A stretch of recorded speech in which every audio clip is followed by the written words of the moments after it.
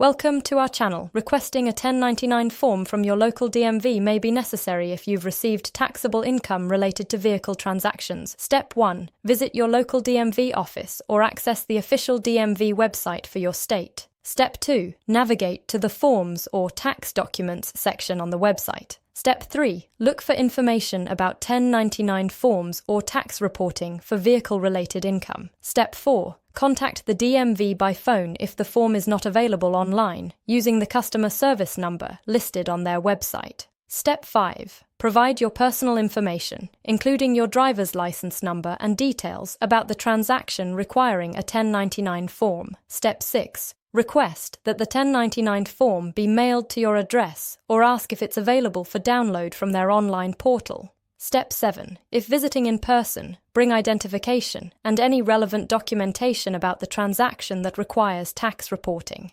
Step 8. Keep a copy of the 1099 form for your records and provide it to your tax preparer when filing your annual tax return. Don't forget to like this video and subscribe to our channel.